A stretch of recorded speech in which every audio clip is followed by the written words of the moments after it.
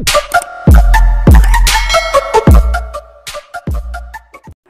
mga master! Welcome back again to our channel. Panibagong araw, panibagong kabanata na naman ang pagsamasamayin natin ngayong araw na ito. At kung bago ka sa ating channel, pag-click ang subscribe button and hit the notification bell para updated kayo sa ating mga susunod na videos. So mga master, bago natin simulan ang ating kabanata ngayong araw na ito, huwag po sana natin skip yung ads mga master no, dahil malaking bagay na po yan sa ating munting channel. So simulan na natin kabanata ngayong araw na ito. Let's go! Kabanata 421 hanggang 430. Kabanata 421, Kabanata 421 Uncle Good sa Lungguhit isa. Matapos mapahiya, wala ng pusong kumanta si Luis Leo Quedia. Dahil nakaranas ng dalawang brutal na pambubugbog sa isang gabi, nanginginig ang kanyang katawan sa galit. Ang kanyang mga buto ay tila babagsak na. Matapos humiram ng ilang libong dolyar mula sa Knox Ridge, kinuha ni Bryson Ridge si Luis Leo Quedia at umalis sa Copper Pheasant platform. Hinamak niya hanggang sa mamatay ang pamilya ni Kela Radcliffe, na orihinal na nagnanais na ipakita at sugpuin ang kayabangan ni Knox Ridge, ngunit siya pala ang napahiya. Sa harap ng Knox Ridge, nawala ang buong mukha niya. Sa sandaling nasa labas, umiyak si Luis Leo Quedia at sinabing, "Nay, hindi namin ito maaaring pabayaan. Ang kawawang bastard na si Julius Reed ay may nambugbog pa sa akin." Eksakto. At pinakintab niya ang sapatos niya. Malayo pa ito. Lalong nagalit si Bryson Ridge, bumalik siya para magpanggap na mayaman, para bigyang kasiyahan ang kanyang vanity. Ngunit ngayon, natapos na niya ang pagpapakinis ng sapatos. Kung nalaman ito ng Ridge family, malamang nawala siyang mukha na manatili sa kanila sa bagong taon. Lalo na sa malaking bibig ni Knox Ridge, siguradong ikakalat niya ang balita. Kailangan nating gumawa ng paraan para mapatahimik ito. Umikot ang mga mata ni Bryson Ridge, at nakaisip siya ng masamang ideya. Nabalitaan ko sa tiyuhin mo na nagawa ni Knox Ridge na masaktan silang lahat, kaya magsanib puwersa tayo. Babarilan natin siya sa harap ng matanda, at pagdating ng panahon, siguraduhin mong hindi na makakabalik ang pamilya niya na may 4. Titingnan natin kung paano sila makakakilos ng napakataas at makapangyarihan kung gayon. Magaling. Mas mabuti kung wala silang ideya, at kapag narating na nila ang pintuan ng ating bayan, hindi natin sila ilalabas, na magpapalipas ng bagong taon sa kalye. Ang mga mata ni Luis Leo Quedia ay kumikinang sa gintong liwanag. Maghanap muna tayo ng matutuluyan, at pumunta sa mga tiyuhin mo bukas. Tiningnan ni Bryson Ridge ang mahigit 2,000 dolyar na nasa kamay niya at bamantong hininga. Kinailangan niyang makipag-usap ng matagal para hiramin ito sa mga kamay ni Knox Ridge. Pagkatapos ng ganoong pangyayari, talagang wala siyang mukha na manatili sa lugar ni Knox Ridge. "Kuya, lumabas na ang bastard na iyon." Noon lang, mahigit 50 metro ang layo, si Zane Percival, na may sigarilyo sa kanyang bibig, ang mga kamay na casual na nakasuksok sa kanyang mga bulsa, ay nanonood sa pasukan ng Copper Pheasant platform. Dahil hindi pinapayagan ang paggawa ng gulo sa loob ng Copper Pheasant platform, ngayong nasa labas na sila ng teritoryo nito, tiyak na hindi makontrol ni Eric Smith ang nangyari. "Umakyat ka mamaya, lagyan mo ng sako ang ulo niya, at bugbugin siya ng walang awa." Inihagis ni Zane Percival ang upos ng sigarilyo niya sa lupa at itinatak ito ng paa. Naiintindihan. Tumanggo ang ilang kabataan, may bitbit na mga sako at palihim na sumusunod sa likuran nina Luis Leo Quedia at Bryson Ridge. "Nay, pinahiya ako ng talunan na iyon, gusto ko siyang balikan." Si Luis Leo Quedia ay lubusang niloko ni Julius Reed ngayon. "Huwag kang mag-alala, dapat tayong maghayganti. Ang pinsan mo ay kakilala ng maraming tao sa lipunan, hihingi tayo ng tulong sa kanya." Ngumisi si Bryson Ridge, "Ang isang talunan ay nangangahas na sumakay sa ating mga ulo, kailangan natin siyang turuan ng leksyon." Iniisip pa lang kung paano ginawa ni Julius Reed ang kanyang polish na sapatos, namumula na sa galit si Bryson Ridge. Kailan pa siya nakaranas ng ganitong kahihiyan? Ngunit bago pa man sila makalayo ay biglang nagdilim ang kanilang paningin na parang may tumakip sa kanila. Pagkatapos ay sunod-sunod na suntok at sipa. "Ah, itigil mo na ang pananakit." Panaghoy ang dalawa, Ngunit walang tigil ang pag-ulan ng mga suntok, na hindi nagtagal ay tinamaan sila ng matindi. Mas malala pa ang kalagayan ni Luis Leo Cadia, nasugatan na, nawalan ng malay dahil sa pambubugbog. Sa pakiramdam na sapat na, pinangunahan ni Zane Percival ang kanyang grupo palayo. Tila si Amos Davenport ay maaaring hindi makalabas ngayong gabi, iniwan ni Zane ang 2 tao para manood at bumalik sa pagtulog. Samantala, si Bryson Ridge, na binugbog, ay maingat na gumapang palabas ng sako kalahating oras pagkaalis ni Zane Percival, sa takot na nasa paligid pa rin ang mga taong iyon. Luis, tinulak niya si Luis Leo Cadia at naramdaman niya ang matinding sakit na bumabalot sa kanyang katawan. Nanay, namamaga ang mga mata ni Luis Leo Cadia nang tumawag ito sa mahinang boses. Tatawagan ko ang tito mo. Nagmamadaling nilabas ni Bryson Ridge ang kanyang cellphone, buti na lang at hindi ito nasira. George, Bryson Ridge ito. Pwede mo ba kaming sunduin? Nasa harap kami ng Copper Sparrow Pavilion. Nabugbog kami ng anak ko. Masakit na sabi ni Bryson Ridge. Sino ang gumawa nito? Sa kabilang dulo, unang natigilan si George Ridge, pagkatapos ay nagtanong siya, sinusubukang alamin kung ano ang nangyari. Wala akong nakitang tao, nakabag kami. Mahinang sagot ni Bryson Ridge. Hintayin mo ako. Nang marinig ang tungkol sa pagiging bag, nagmamadaling nagmaneho si George Ridge. Makalipas ang kalahating oras, dumating siya sa Copper Sparrow Pavilion at nakita niya ang mag-ina na nakahandusay sa lupa. Anong nangyari dito? Nagulat si George Ridge. Si Bryson Ridge at Luis Leo Cadia ay naninirahan sa ibang bansa sa loob ng maraming taon, kababalik lang nila sa Gonzales City, saan sila magkakaroon ng kalaban. Ginawa iyon ni Knox Ridge. At ang kanyang manugang din. Nagpa siya si Bryson Ridge na ipin ang insidente sa Knox Ridge. Ano? Bakit niya gagawin iyon? Hindi ka ba niya niyaya sa labas para kumain? Nasaan siya? Lumingalinga si George Ridge at hindi nakita si Knox Ridge at ang kanyang pamilya kahit saan. Narinig ng lahat ang tungkol sa Knox Ridge na sasanduan ang Bryson Ridge. Paano ito nauwi sa ganitong sitwasyon? Hindi ba't dahil sa inggit? Hindi nila matiis na makita kung gaano naging matagumpay ang ating Luis, kaya't bigla tayong inatake ng walang kwentang manugang at ninakaw pa ang lahat ng ginto at pilak na alahas sa ating bahay. Ipinagpatuloy ni Bryson Ridge ang kasinungalingan, na naglalayong sirain si Julius Reed upang matiyak na hindi siya makakamit sa pamilya Ridge. Sa ganoong paraan, hindi papasukin ng matanda si Knox Ridge sa bahay, maaari nilang panatilihin ang pamilya ng 4 sa labas ng pinto, na ginagawa silang magpalipos ng bagong taon sa mga lansangan. Tama, ninakaw ng walang kabuluhang iyon ang relo ko at kinuha rin ang singsing ko. Nagdagdag ng panggatong si Luis Leo Cadia sa apoy. Ang kanyang pinakamahalagang pag-aari, isang pares ng salamin sa mata, ay nabasag sa laban ng mga tauhan ni Zane Percival.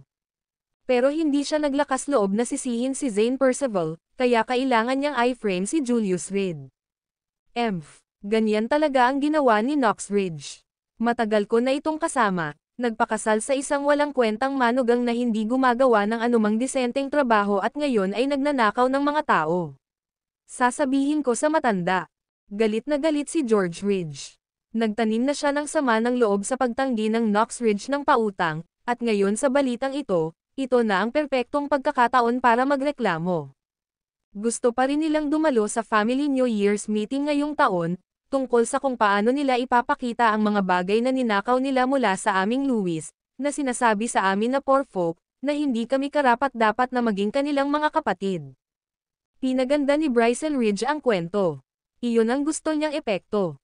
Eksakto. At nang iinsulto sa tiyuhin, sinasabing nagmamaneho siya ng busted na Jetta, parang isang junk collector. Si Luis Leo Cadia, nang makita ang Jetta ni George Ridge, ay agad na tumunog. Kalokohan. Ang grupo ng mga bastos na iyon, na umaasa sa kanilang anak na nakapasok sa halos bangkarota na kumpanya, minamaliit kami. Sumakay ka muna sa kotse, bukas kakausapin ko ang matanda tungkol dito. Galit na galit si George Ridge, at ngayon ay labis niyang kinasusuklaman si Knox Ridge at ang kanyang pamilya. Ito ang eksaktong epekto na gustong makita ni Bryson Ridge. Sumakay ka sa kotse, mabait pa rin ang tiyuhin mo. Tingnan mo ang tiyahin mo, walang alam sa mundo. Nagpumigla si Bryson Ridge na bumangon, kumuha ng ilang litrato ni Luis Leo Cadia sa ilalim ng mga ilaw ng kalye, naghahanda na ipakita ang mga ito sa matanda mamaya. Ang video na ito ay edited by Urban Storytelling. Kabanata 422, subukan ko sa lungguhit isa. Hindi alam ni Julius Reed na pagkalabas ni Bryson Ridge at ng kanyang grupo sa pinto ay binugbog na sila. Pero kahit nalaman niya, iisipin niyang normal lang ito, with their kind of personality, kakaiba kung hindi sila nabugbog. Matapos magkaroon ng sapat na kasiyahan sa Bronze Sparrow Terrace, hindi karaniwang sinumpa ng Knox Ridge si Julius Reed habang nasa daan, ngunit sa halip ay nakipag-usap kay Kela Radcliffe kung paano gumawa ng kamangha-manghang hitsura sa taunang pagpupulong ngayong taon. Bagamat alam ng lahat na malugi ang Radcliffe Group ng Kela Radcliffe, hindi iyon inisip ng Knox Ridge. May isang pagkakataon lamang sa isang taon para magtipon ang pamilya, at sa mga nakaraang taon, palaging si Zaid Radcliffe ang nangunguna sa lahat na gugulin ito sa tahanan ng Radcliffe family. Ngayong taon, nang walang balita mula kay Zaid Radcliffe at walang mga senyales ng kanyang pagbabalik sa Five River Province, iba ang nangyari.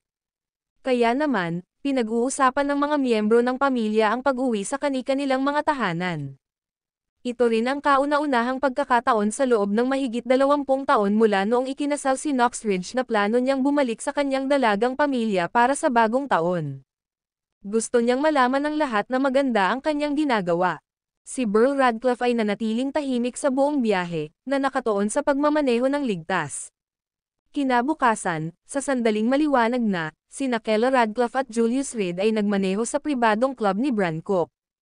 Kasunod ng naunang panukala, pagkatapos sumali ang Wilson Group sa alyansa, ang business coalition ay maghahalal ng chairman ngayon upang magplano para sa hinaharap na pag-unlad.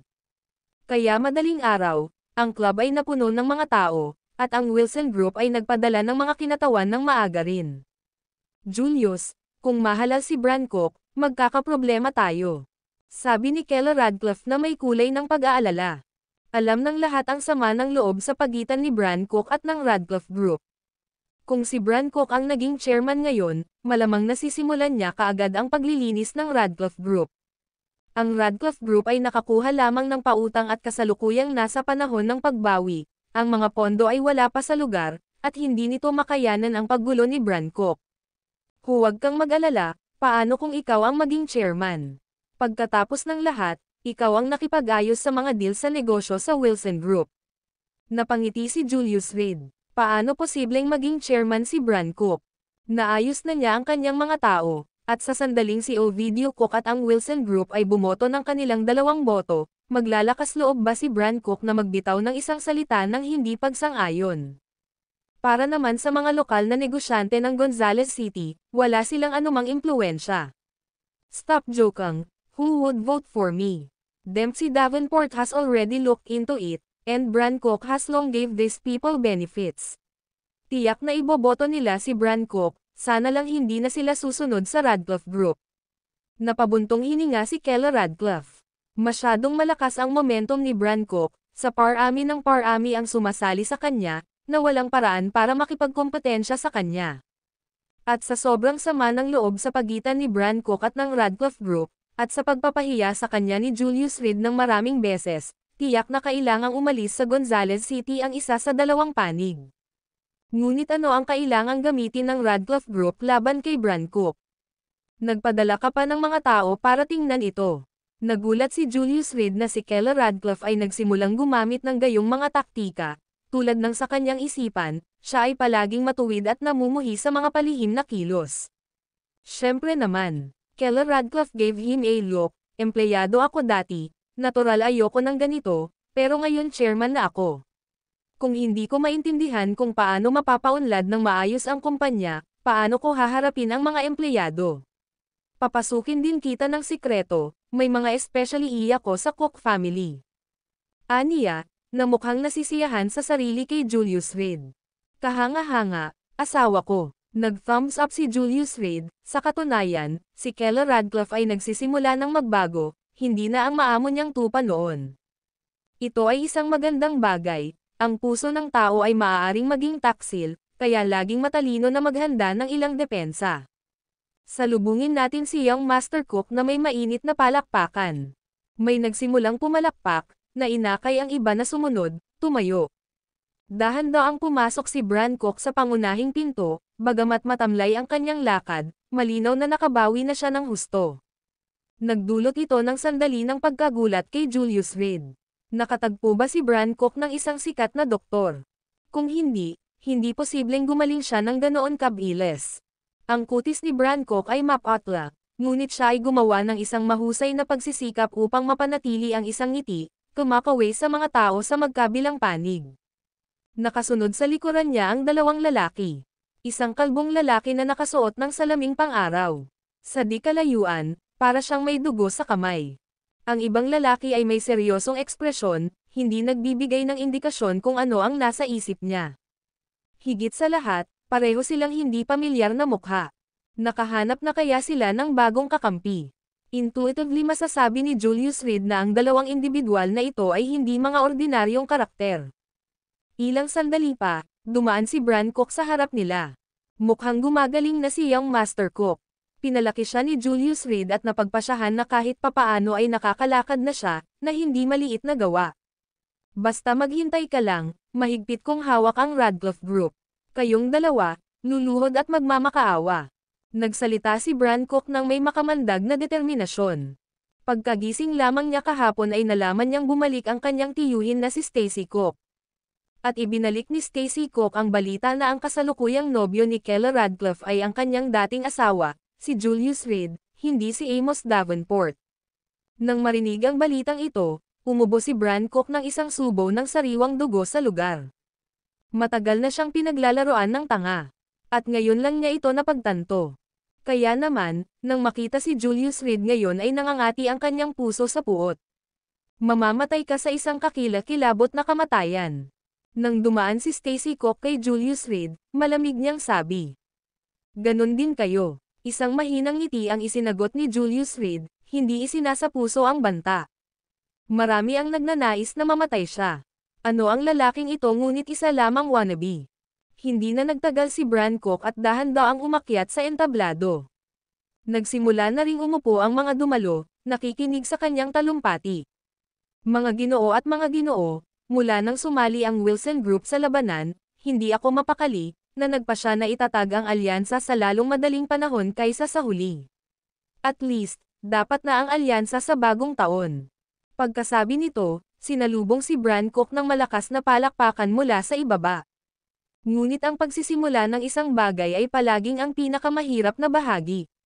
Kung nais nating bumuo ng alyansang ito, kailangan muna nating pumili ng isang pinuno.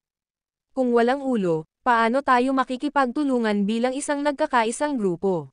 Pumili ng Young Master Cook. Tama, si Young Master Cook ang pinakaangkop na kandidato. Hindi ako makukumbansi ng sino man sa posisyon na iyon, ngunit sa Young Master Cook, hindi ako magsasabi ng kahit isang reklamo. Agad naging maingay ang mga tao. Dahil dito, labis na nasiyahan si Bran Cook sa loob, ngunit nagkunwari siyang walang pakialam sa kanyang mukha. Mga ginoo at mga ginoo, hindi ako isang taong mangingisda para sa katanyagan o papuri.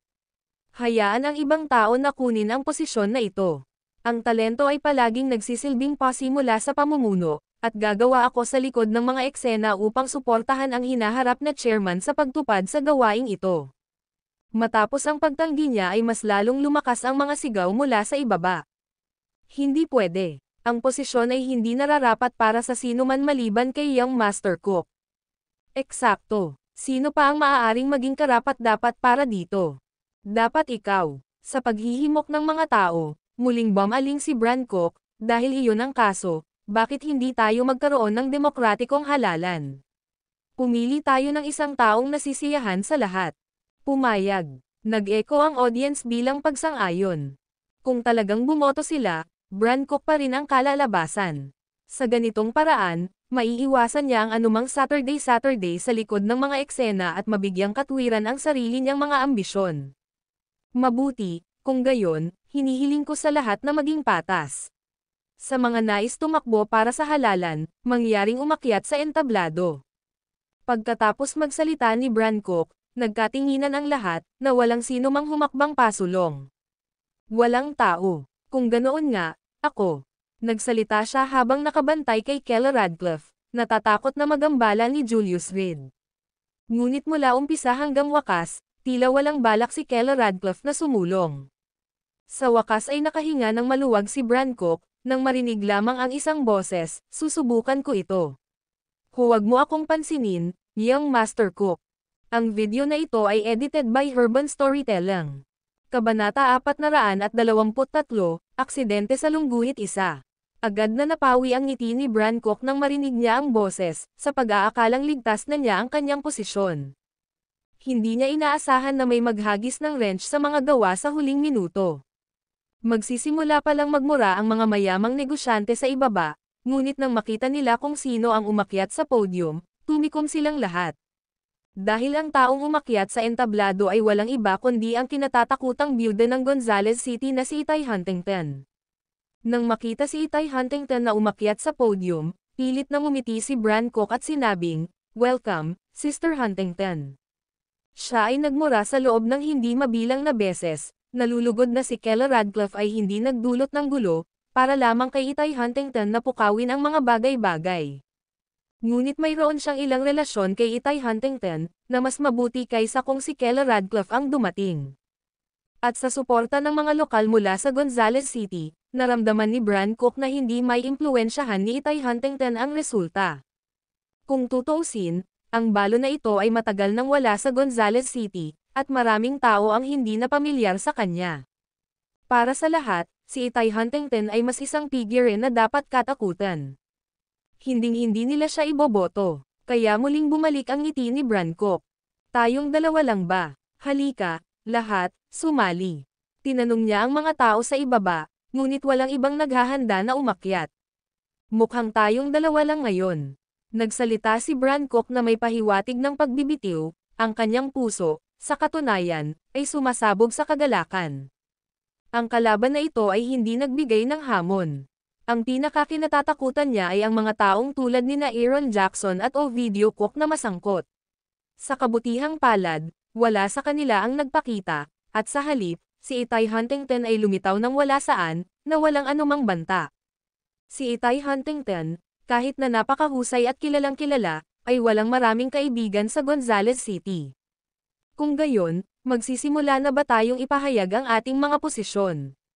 Sa una ay isinasaalang-alang ang isang boto, si Bran Cook, nang makita kung gaano siya kadaling manalo, ay inalis ang ideya ng isang hindi kilalang balota. Una, sa isang siguradong panalo, gusto niyang manalo ng hayagan, na ipinapakita sa lahat ng naruroon kung gaano karami ang sumuporta sa kanya. Pangalawa, gusto rin niyang matikman ang pakiramdam na hinahangaan siya ng libo-libo at ipakita sa mga taga Gonzales City kung gaano siya katangi-tangi. "Saan tayo magsisimula?" May tumawag na may tanong. "Magsimula tayo sa kinatawan mula sa Wilson Group." Iniabot ni Bran Cook ang kanyang kamay patungo sa mesa sa unang hanay. Nakaupo doon ang lahat ng mahahalagang figure. Aaron Jackson, Ovidio Cook, kinatawan ng Wilson Group, at iba pang kilalang lokal na negosyante. Noon pa man ay nag-aalala si Bran Cook na ang pakikitungo na pinangasiwaan ni Keller Radcliffe ay makakakuha ng suporta ng Wilson Group. Ngunit ngayon sa hindi pagsali ni Keller Radcliffe, halata sa mga taong ito kung sino ang dapat nilang iboto. Kung tutuusin, hindi ito tatanggihan ni Itay Huntington laban sa kanila. Bukod dito, ang pagkakaroon ng mga boss na ito na unang magsalita ay makakaligtas sa anumang under-the-table pressure mula kay Itay Huntington sa mas maliliit na merchant. "Ako." Nagpalingga-lingga si Aaron Jackson sa paligid, at itinuro si Itay Huntington, "Piliin ko si Miss Huntington." Siya rin ay gumugol ng mahabang panahon sa kabisera, at mula nang pumasok siya sa pamilya, siya na ang namamahala sa negosyo ng pamilya ng mag-isa, na pinalaki ito ng mas malaki. "Naniniwala ako sa kanya." Nang marinig ito, natahimik ang maraming tao. Si Aaron Jackson ay isang de facto na lokal na emperador, at ang kanyang mga salita ay may malaking awtoridad. Maraming mga ngalakal at amo ang kailangang harapin ang mga tao ni Aaron Jackson, at kung siya ay magdulot ng gulo para sa kanila, hindi nila ito kakayanin. Nagulat si Bran Cook sa paninindigan ng unang amo, katutubo niyang iniisip kung may relasyon ba si Itay Huntington kay Aaron Jackson, o kung nakasama niya ito magdamag. Paano pa kaya niya nakuha ang suporta ni Aaron Jackson? Pero sa huli, isang boto lang, at marami pang boss na susunod. Iniisip niya na maaaring ito rin ang paraan ni Aaron Jackson para hindi hayaang matalo ng husto si Itay Huntington. Binabati kita, Sister Huntington. Isang maputlang ngiti ang sumilay sa mukha ni Brancook. Salamat, pero sa huli, ikaw pa rin ang mananalo, kapatid. Isang matamis na ngiti ang ibinigay ni Itay Huntington, na nag-iwan kay Brancook na lubos na nag-ambala. Gustong-gusto niya ang gayong babae, kapwa ang figure at hitsura nito ay top-notch. Ngunit walang pagbubukod, ang sinumang nakatutok sa Itay Huntington ay namatay. Inaasahan ni Brancook na sa sandaling mapalawak niya ang alyansa sa negosyo, aktibong aakyat si Itay Huntington sa kanyang kama. Nakadama siya ng tiwala na magagawa niya ito. Susunod. Matapos ayusin ang kanyang emosyon, bumaling si Brancook kay Ovidio Cook, ang pinakamayamang tao sa Gonzales City. Kamakailan, si Ovidio Cook ay nanatiling mababang profile, halos hindi nakikilahok sa anumang pampublikong aktibidad. Ngunit ngayon, pinili niyang dumalo nang hindi nalalaman ang tungkol sa paglahok ni Itay Huntington sa halalan, na kinuha ni Brancook bilang tanda ng paggalang sa kanyang sarili. Tungkol naman sa boto ni Ovidio, tiyak na ibibigay ito para sa kanya. Gayunpaman, tumahimik si Ovidio Cook at sinabing, sinusuportahan ko rin si Miss Huntington. Tumanggaw siya kay Itay Huntington at saka tumahimik. Pareho nilang pinili si Itay Huntington, at si Brancook ay ganap na nabigla. Paano kaya ito? Nakuha ba ni Itay Huntington ang magandang panig ng parehong mga boss sa parehong oras? Bahagyang namutla ang kanyang mukha, ngunit lumingon pa rin siya kay Itay Huntington at binati, "Congratulations, Sister Huntington, nakakuha ka na ng 2 boto, talagang kahanga-hanga ka." Hindi maiwasang sarcastic ang tono niya. Ang pagiging blindsided sa kabila ng alam niyang sigurado siyang mananalo ay malayo sa kasiyahan. "Huwag kang mag-alala, ate. Hindi ako magiging banta sa iyo." Muling ngumiti si Itay Huntington kay Brancook, na isang malamig na singhot ang itinugon nito. Ano ang iniisip ng mga kinatawan ng Wilson Group? Pagdating sa kinatawan ng Wilson Group, puno ng pag-asa si Brancook. Alam niyang ito ang unang boto niya. Iminungkahi niya ang ideya ng alyansa sa negosyo, at siya ang nagpatawag ng pulong na ito. Siya lamang ang maaaring magdala ng mga benepisyo sa Wilson Group. Itay Huntington. Malamang na hindi pa siya narinig ng Wilson Group. Napabuntong hininga din ang iba, curious kung saan pupunta ang boto ng Wilson Group. Pagkatapos ng lahat, ang mga kaganapan ngayon ay naging pinakakakaiba. Kasama rito ang paglahok ni Itay Huntington sa halalan at ang katotohanang hindi binoto ni Aaron Jackson o ni Ovidio Cook si Brancook, lahat ng malaking balita. "Pinili ko si Miss Itay Huntington," anunsyo ng kinatawan ng Wilson Group. Ano? Paano ito nangyari? Lahat ng 3 tycoon ay sumusuporta kay Itay Huntington, maaari ba silang dumating na handa? Saan nagkukulang si Brancook kumpara kay Itay Huntington na hindi siya nakatanggap ng kahit isang boto? Kailangan talaga natin itong pag-isipang mabuti. Hindi natin maaaring baliwalain ang paninindigan ni Aaron Jackson at Ovidio Cook. Kung hindi, kung si Aaron Jackson ay magdudulot ng gulo, ikaw at ako ay magkakaroon ng mahihirap na araw sa hinaharap.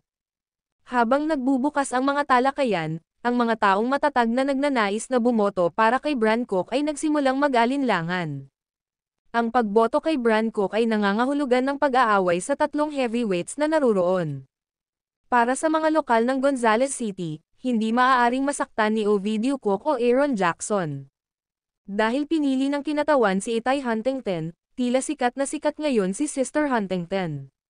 Ipinaabot ko ang aking maagang pagbati kay Sister Huntington sa pagiging chairman ng alyansa ng negosyo, sabi niya na may bahid ng pait. Sa isiping iyon ay lalong tumindi ang sakit sa kanyang dibdib. Hindi maintindihan ni Brancook kung bakit ang lahat ngayon ay tila nasa ilalim ng isang spell, iniiwan siyang piliin si Itay Huntington. Alam na ba ni Itay Huntington ang lahat tungkol dito? Kung hindi, bakit niya ipagsapalaran na masaktan siya para makipaglaban sa posisyon ng chairman? "Kuya, biro mo. Ituloy natin ang botohan," sabi ni Itay Huntington. Palihim niyang sinulyapan si Julius Reed na nakaupo sa ibaba at commandant. Ang video na ito ay edited by Urban Storytelling. Kabanata 424, nilabag namin ang kontrata sa Lungguhit isa. Hindi pa rin naniniwala si Brancock na may kakayahan si Itay Huntington na itulak siya palabas. Pagkatapos ng lahat, ang mga taong ito ay tapat sa kanya. At saka, kagabi, may pinadala na si Stacy Cook para mag-imbestiga, at sa buong Gonzales City, bukod kina Julius Reed at Kela Radcliffe, walang ibang may balak tumakbo sa posisyong chairman. Sinuportahan ng lahat si Brancock. Pagkatapos ng lahat, siya ang unang taong nagmungkahi ng ideyang ito. At may malalim na background sa kabisera, nagkaroon siya ng malawak na network ng mga koneksyon. Ang pagkakaroon ng mga koneksyon ay nangangahulugan ng pagkakaroon ng akses sa pera at makaakit ng mga pamumuhunan anumang oras. Para naman kay Itay Huntington, masyado siyang misteryoso. Alam lamang ng mga tao na matakot sa kanya ngunit hindi nila masyadong naiintindihan ang babaeng ito. Ang mas mahalagang dahilan ay na si Brancock ay nangako na sa mga taong ito ng maraming benepisyo kapag siya ay matagumpay na nahalal bilang chairman. Kasabay nito, idaragdag niya sa blacklist ang mga nakaraang maling nagawa ng kanyang sarili at ng mga negosyo ng Cook family, naghihintay lamang na ayusin ang mga score pagkatapos niyang kunin ang posisyon ng chairman. Ang mga benepisyong ito ay ipapamahagi sa mga taong nasa ibaba, kaya natural lamang ang kanilang suporta sa kanya. Itay Huntington. Pipili ko rin si Itay Huntington. Sumasang-ayon ako kay Miss Itay Huntington na maging chairman ng Business Alliance. Gayunpaman, laking gulat ni Brancock, ang mga pumayag ng sumuporta sa kanya ay naging taksil. Lahat ay bumoto para kay Itay Huntington. Ibinaba ng mga taong iyon ang kanilang mga ulo, hindi nangangahas na salubungin ang tingin ni Brancock. Ang kanilang pag-iisip ay simple, nakakasakit sa tatlong malalaking shot, sila ay mahihirapan sa hinaharap.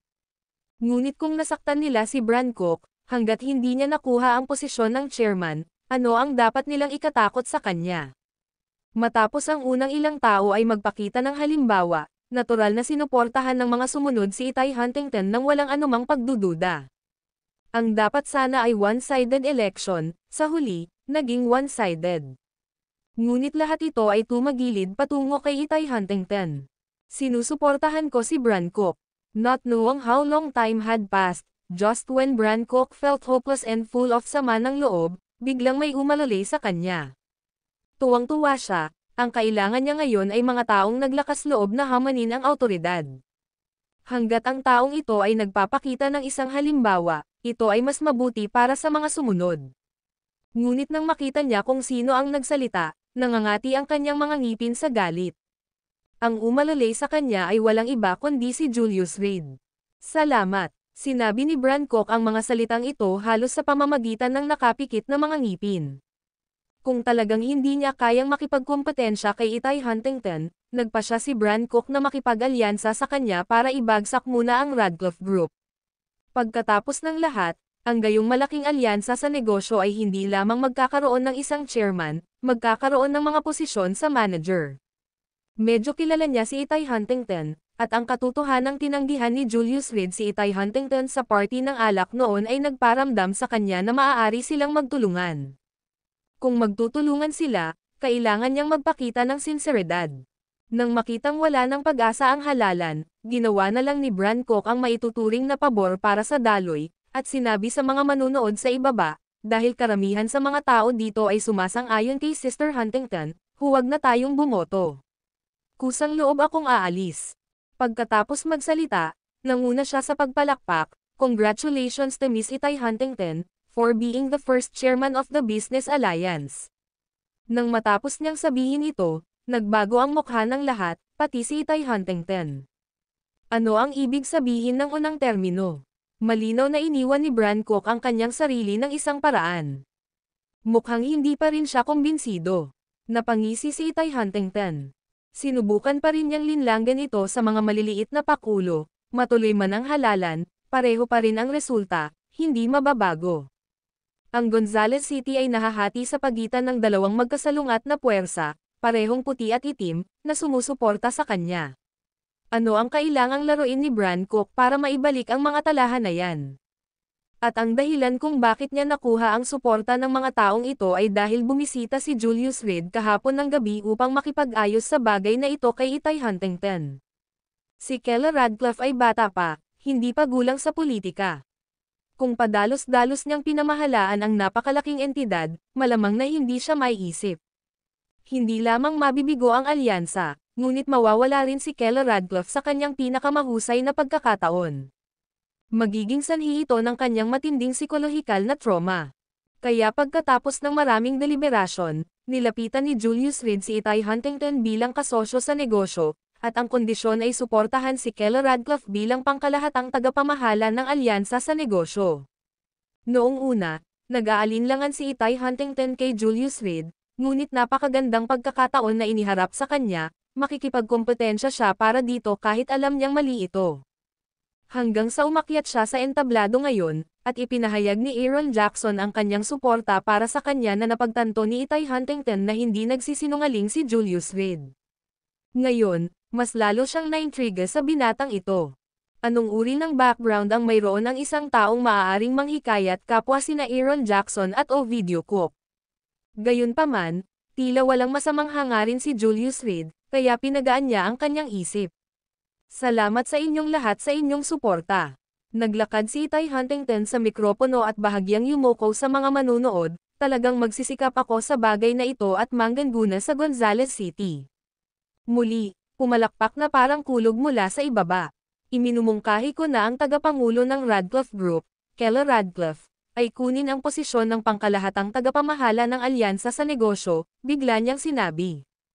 Nahuli nito ang lahat ng hindi nakabantay, lalo na si Bran Cook, na ang mukha ay naging madilim sa galit.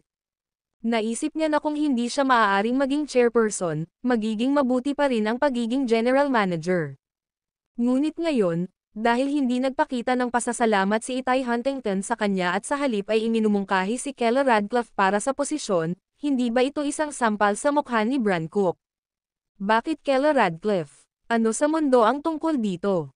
Si Itay Huntington kaya ay talagang nagkasama sa kasintahan ni Kela Radcliffe, at ngayon ay magkapatid na sila. Huwag kang magsalita ng walang kaparirikan.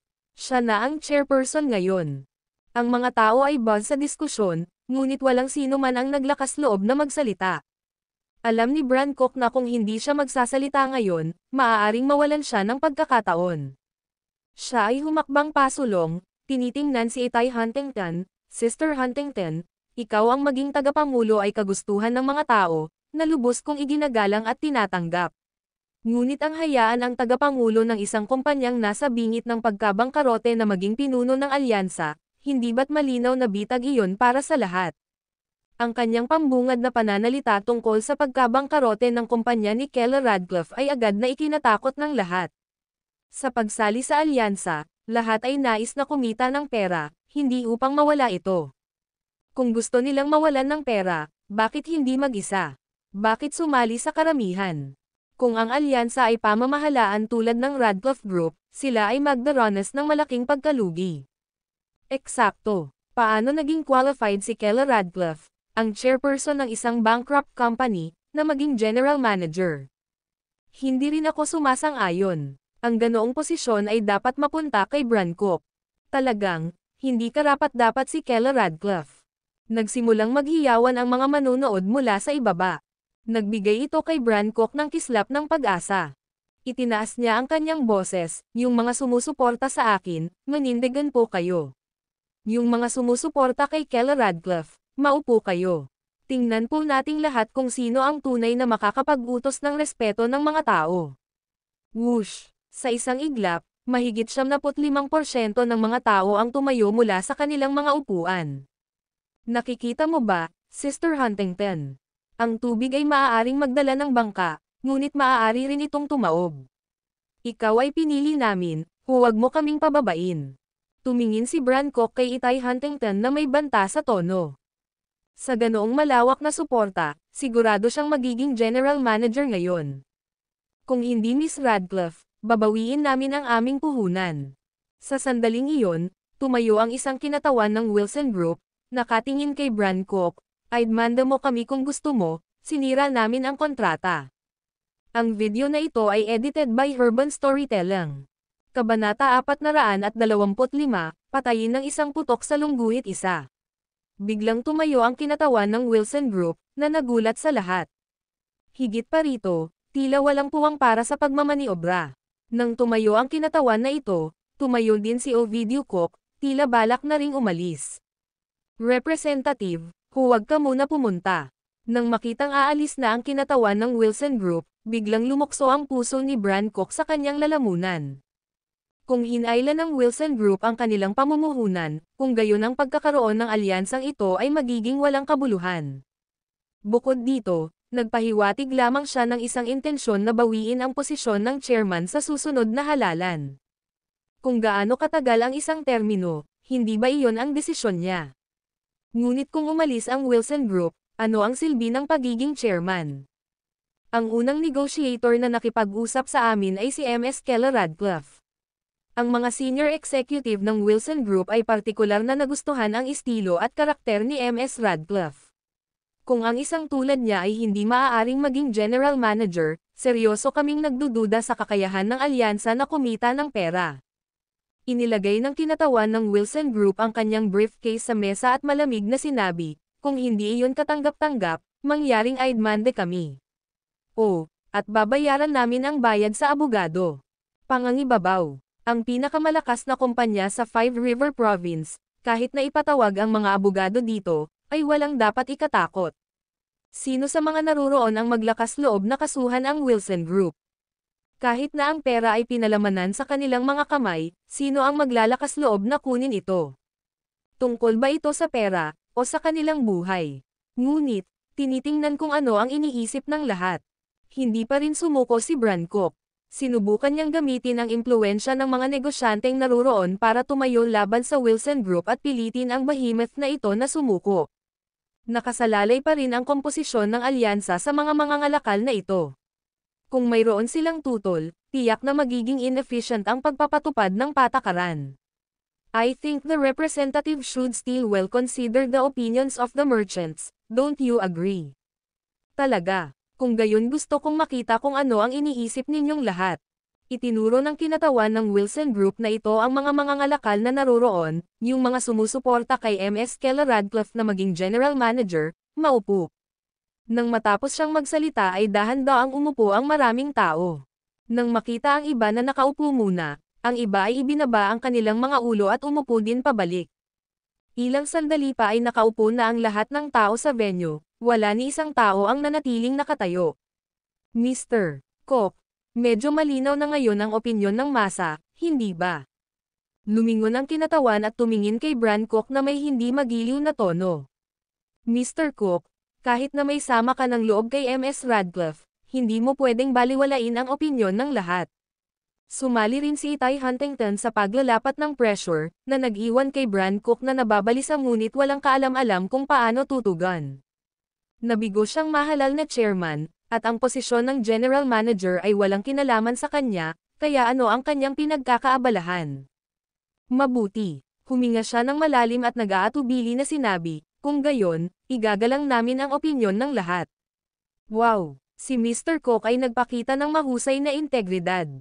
Tumayo si Julius Reed at pinangunahan ang palakpakan. Sumunod naman ang iba, at saglit na napuno ng tunog ng pagpalakpak ang venue.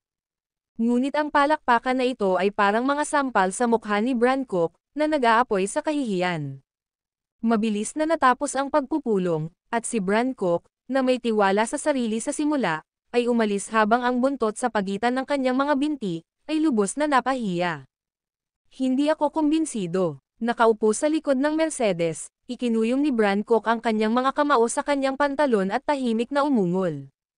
Hindi niya matanggap ang ganoong pagkatalo. Lalo na ang labis na mapanuksong tingin ni Julius Reed na parang kutsilyong tumusok sa kanyang puso. Ang kabiguan ay ang ina ng tagumpay, ang maliit na pag-urong ay hindi mahalaga. Marahang tinapik ni Stacy Cook ang ulo ni Bran Cook, nagsalita para aliwin siya. Tito, babawiin ko lahat ng nawala sa akin.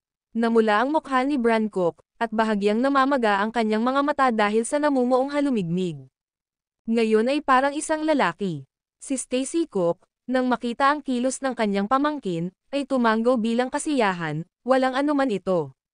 Ipinapangako ko sa iyo, luluhod siya sa iyong harapan na parang aso, magmamakaawa. At ang babaeng gusto mo, kusa siyang gagapang sa iyong kama. Ang pananakit sa kanyang pamangkin ay nangangahulugan lamang ng isang landas, kamatayan. Hindi niya inaalala ang kanyang sarili sa mga nakaraang isyo, ngunit ngayong bumalik siya, kailangan niyang ipaalam sa Gonzales City, ang Koch family ay hindi dapat gawing trifle. Tito, saan tayo pupunta ngayon?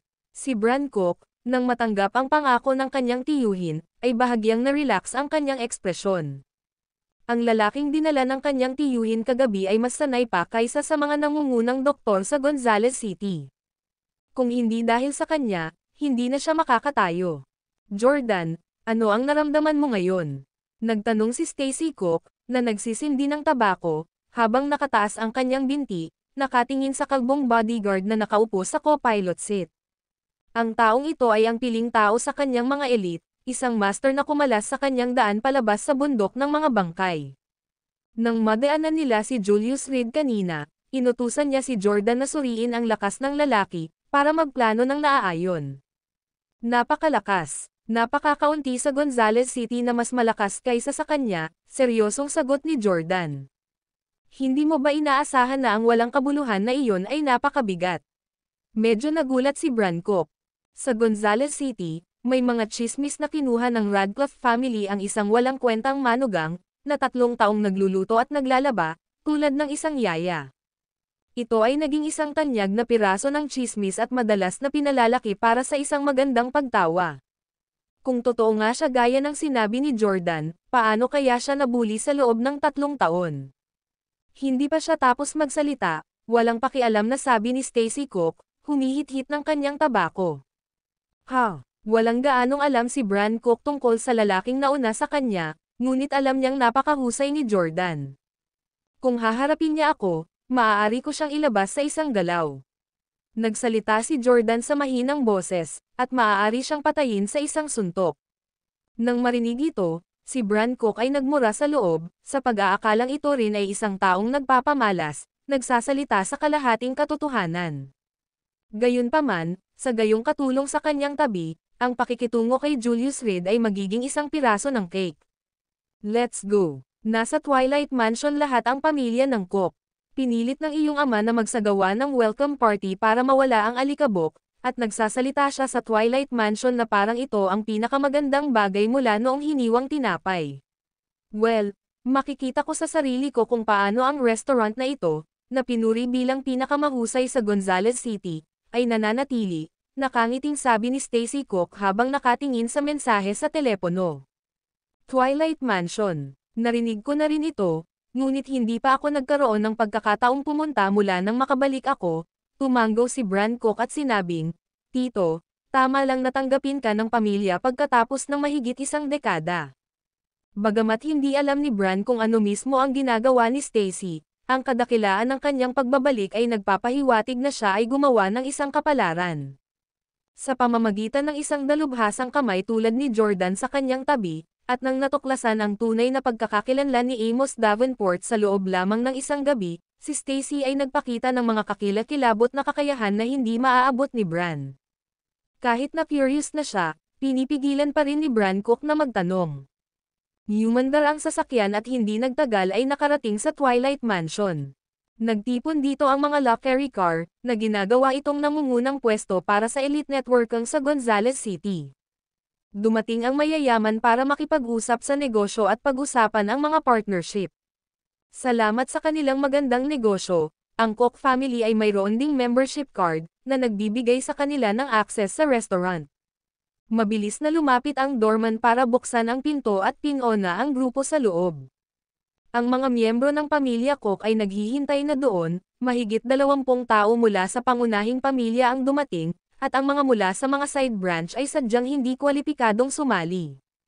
Stacy Koch, hindi tayo babalik ngayon hanggat hindi tayo lasing. Lumapit si Abram Koch, ang panganay ng Koch family, at hinawakan ang kamay ni Stacy Koch. Higit 1 dekada na ang nakalipas, kuya, na-miss kita. Ang video na ito ay edited by Urban Storytelling. Kabanata 426 na kabanata Hit the Road sa Lungguhit 1. Mahigit 1 dekada na ang nakalipas, misteryosong nawala si Stacy Koch nang hindi nag-iiwan ng kahit isang bakas. Hinanap siya ng pamilyang Cook sa loob ng ilang taon ngunit hindi siya nagtagumpay, at kahit sa kanyang kamatayan, hindi ipinikit ni Old Master Cook ang kanyang mga mata. Pagkaraan ng napakaraming taon, matagal nang inakala ng mga tao ng pamilyang Cook na si Stacy Cook ay patay na, ni hindi man lang nakahawak sa isang piraso ng pag-asa. Ngunit ngayon, biglang muling lumitaw si Stacy Cook, buhay at maayos, at sinamahan ng isang napakahusay na bodyguard, maging ang kanyang sasakyan ay na-upgrade na sa isang Rolls-Royce. Gayunpaman, sa tuwing nagtatanong ang mga tao ng pamilya Cook tungkol sa kanyang kinaroroonan sa paglipas ng mga taon, si Stacy Cook ay mananatiling tahimik, maaaring manahimik o baguhin ang paksa. Nang naunawaan na nila, hindi na nagtanong ang mga tao ng pamilya Cook. Mabuti at nakabalik ka na, at ang unang sinabi ni Stacy Cook sa kanyang pagbabalik ay gusto niyang makilala ng buong Gonzales City ang Cook family. Ang ganitong matapang na mga pahayag, kung gagawin ng sino man, ay tiyak na sasalubungin ng pangungutya. Ngunit nang sabihin ni Stacy Cook ang mga ito, lahat ay naniwala sa kanya ng walang pag-aalinlangan. Pagkatapos ng maikling pahinga, nagpasya si Abram Cook, bilang panganay na kapatid ng pamilya, na magdaos ng piging para kay Stacy Cook ngayon upang ipagdiwang ang pagbabalik ng kanyang kapatid. Bran, narinig ko na nabigo ka sa halalan para sa chairman. Tanong ni Tarquin Cook. Siya ang namamahala sa pagpapatakbo ng mga negosyo ng pamilya at may hawak na pinakapang-ekonomiyang kapangyarihan. Kung may isa sa katuparan ang alyansang ito sa negosyo, tiyak na makikinabang dito ang Cook family. Ngunit ngayon lang, nakatanggap siya ng balita mula sa isang kaibigan na nabigo ang kampanya ni Bran Cook para sa chairman. Talaga, hindi ko inaasahan. Sinabi ko na dati, bata ka pa. Sa Cook family, kailangan mo lang akong pakinggan, hindi mo na kailangan pang gumawa ng iba. Forget about some business alliance, is that even achievable? Sinabi ni Tarquin Cook, na puno ng pagmamataas, sa iyong mga bakanteng oras, dapat kang matuto ng higit pa mula sa iyong nakatatandang kapatid at isipin kung paano mo siya tutulungan sa hinaharap. Kung tungkol sa kabisera, ito ba ay isang lugar na dapat mong puntahan? Ang nakatatandang kapatid, na kanyang tinutukoy ay ang kanyang sariling anak, si Alistair Cook. Habang hawak ni Tarquin Cook ang ekonomiya ng pamilya, natural, naisip niya ang sarili niyang anak bilang kahalili niya. Gayunpaman, mula nang bumalik si Bran Cook mula sa kabisera, ang mga bulong ay nagsimula ng kumalat sa loob ng pamilya, na may mga mungkahi na dapat si Bran Cook ang pumalit sa posisyon. Nang malaman ito, nagsimulang magtanim ng sama ng loob si Tarquin Cook laban kay Bran Cook. Ang pagkabigo sa halalan ng chairman ay ang perpektong pagkakataon para sa kanya na mag-strike kay Bran Cook. Tito, may sarili akong landas. Para sa kapatid ko, makatitiyak ka, ang yaman ng Cook family ay talagang hindi ko pinahahalagahan. Dahil sa mga salita ni Tarquin Cook, nakaramdam din si Bran Cook ng matinding galit. Ibinuhos niya ang kanyang mga pagkadismaya sa labas, ngunit mas lalo lang siyang nagalit sa pagtitipon ng pamilyang ito. Bagamat tiyuhin niya si Tarquin Cook, talagang anak siya ng pangalawang asawa ni Old Master Cook at hindi ng sariling laman at dugo ni Old Master Cook. Gayunpaman, noong nabubuhay pa ang matandang guro, labis niyang hinahangaan ang pangalawang asawang ito. Si Tarquin Cook ay hindi tanga. Gamit ang impluwensya ng kanyang ina, nakuha niya ang kontrol sa mga pangunahing departamento ng Cook family, gumawa ng malawak na koneksyon, at kalaunan ay kinuha ang ganap na kontrol sa economic lifeline ng pamilya. Ngayon ang half-brother na ito mula sa ibang ina ay madalas nang manggahas na manguna sa mga direktang inapo ni Old Master Cook. Bagamat nagalit ang mga tao ng pamilya Cook, hindi sila nang ahas na magsalita. Pagkatapos ng lahat, ang taong may hawak ng mga string ng pitaka ay may kapangyarihan. Tumigil ka na sa pag-ihip ng usok. Ilang taon ng pagsipsip ng Western Ink at nawala sa paningin mo kung sino ka.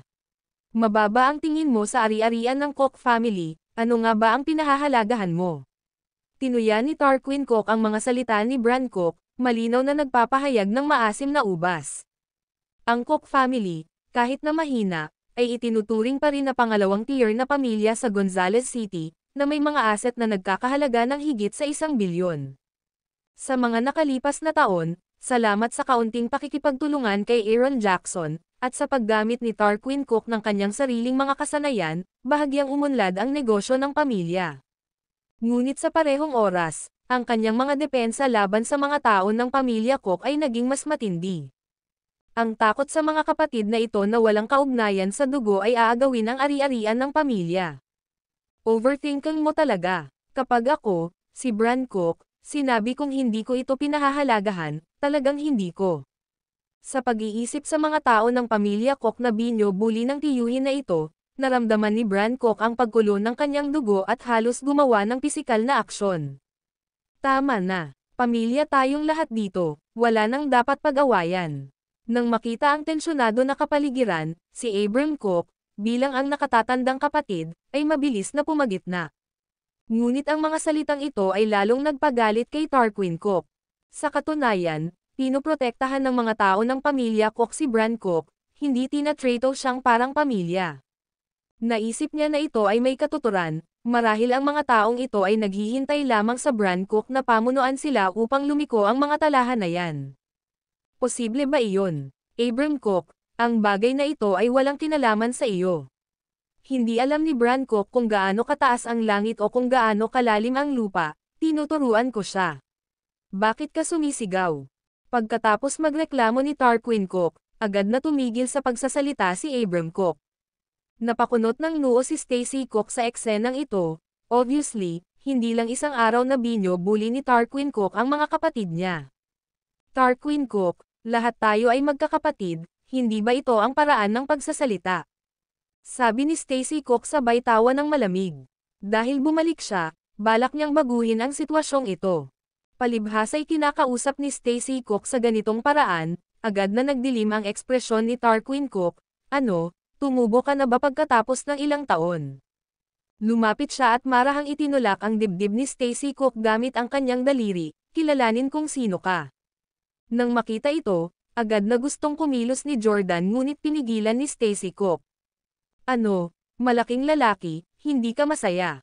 Isang aso lamang, ang iyong Panginoon ay hindi umihimik, at naglakas loob kang maghubad ng iyong mga ngipin. Nang makitang gustong kumilos ni Jordan, mas namula ang mukha ni Tarquin Cook. He cursed under his breath, halatang hindi siniseryoso ang mga taong ito. Pagkatapos ng lahat, ang pera para sa pagkain ngayon ay nagmula kay Tarquin Cook. Nasa kamay niya ang pitakan ng pamilyang Cook. Tarquin Cook, naalala ko mahilig kang mangolekta ng mga antik, tama. Sa kotse ko, may landscape painting ako mula sa Leopold Dynasty. Absolutely authentic. Nakangiting sabi ni Stacey Cook, alam kong gusto mo sila, kaya ibinalik ko ito lalo na para sa iyo. Pero nagmamadali ako nang umalis ako kaya nakalimutan ko na. Nang marinig ang pagpipinta ng landscape, at mula sa Leopold Dynasty, isang tunay. Agad namang natuwa si Tarquin Cook, nasaan na? Palagi niyang gustong-gusto ang mga bagay na ito mula pa noong bata pa siya. Sa tuwing natatanggap ni Old Master Cook ang mga anti-gang iyon, ipinapasa niya ito kay Tarquin Cook para sa koleksyon ng kanyang ampon. Nasa kotse, Jordan, kunin mo ang kapatid ko. Tandaan mo, mag-ingat ka. Napakalinis ng painting na yan, huwag mong dudungisan. Itinagilid ni Stacey Cook ang kanyang ulo, itinuro si Jordan sa kanyang tabi. Dalhin mo ako dyan dali. Nang marinig ang tungkol sa pagpipinta, hindi napigilan ni Tarquin Cook ang sarili. Tinuro niya ang mga tao ng pamilya Cook sa likod niya, hintayin mo ako, huwag kang umalis dito. Pagkatapos ay sinundan niya si Jordan patungo sa pintuan. Hindi ko akalain na mayroon kang isang makonsiderasyon na ulo ng pamilya, kaya hindi ko muna kayo papahirapan ng ilang sandali, tuwang-tuwang sabi ni Tarquin Cook, pinagsalikop ang kanyang mga kamay habang sinusundan niya si Jordan, iniisip kung anong uri ng pagpipinta iyon. Magkano kaya ang halaga nito? Nasa loob, pakipasok. Binuksan ni Jordan ang pinto ng kotse at sinenyasan siyang pumasok na may, please, hand motion. Nasaan na? Hindi na masyadong nag-isip si Tarquin Cook at agad na sumakay sa sasakyan. Nasaan na? Laminggalinga siya sa paligid ngunit wala siyang nakitang senyales ng painting. Eto na, pagkasakay ni Jordan sa sasakyan at pagsara ng pinto, inabot niya at mahigpit na hinawakan ang leeg ni Tarquin Cook. Ikaw, ako, nagulat si Tarquin Cook sa biglaang paglipat na ito, bago pa siya makapag-react ay nahirapan siyang huminga, para bang nakaklamp ang leeg niya sa bisyo. Teres sa kalsada. Bang! Sa isang suntok, tumalsik si Jordan ng dugo sa buong baso ng Rolls-Royce. Ang video na ito ay edited by Urban Storytelling. Kabanata 427, namamatay ng may pangunawa sa lungguhit isa. Ganoon na ba katagal? 3 minuto nang naghihintay ang mga tao ng pamilya Cook, ngunit hindi pa bumabalik si Tarquin Cook, at hindi nila maiwasang mabalisa. Maya-maya lang, bumalik si Jordan na mag-isa. Puno siya ng dugo, may mga sariwang pulang mantsa sa kanyang mga kamao at damit. Sinabi ni Tarquin Cook na namiss niya ang matanda at nagpa siya na samahan siya. Ang casual na pahayag ni Jordan ay nagdulot ng panginginig sa mga tinak ng mga tao ng pamilyang Cook. Pakisamahan ang matandang lalaki. Matagal nang patay ang matanda. Nasa ilalim siya ng lupa. Nang makita ang dugo sa Jordan, na halatang sariwa, isang matapang na pag-iisip ang sumagi sa kanilang isipan. Dahil wala na si Tarquin Cook, hindi na natin siya kailangang hintayin pa. Nag-iisa si tatay doon, kailangan niya siya. Bahagyang ngumiti si Stacy Cook, ngunit ang ngiting iyon ay nagpalamig sa likod ng mga tao ng pamilya Cook. Kumain ka na. Kumain na tayo. Si Abram Cook ang unang bumalik sa realidad. Hanggat hindi natuklasan ang pagkamatay ni Tarquin Cook, sila ang magiging benepisyaryo. Ang pananalapi ng Cook family na kinokontrol ng iba sa loob ng napakaraming taon ay malapit ng magpalat ng mga kamay. Maraming loyalista si Tarquin Cook sa loob ng korporasyon. Kung mawawala siya ng walang bakas, binibigkas niya ang paalala, na tinutukoy ang kanilang pinakamalaking pag-aalala. Bagamat nahulog si Tarquin Cook, ang mga taong iyon ay talagang hindi hahayaang magpahinga.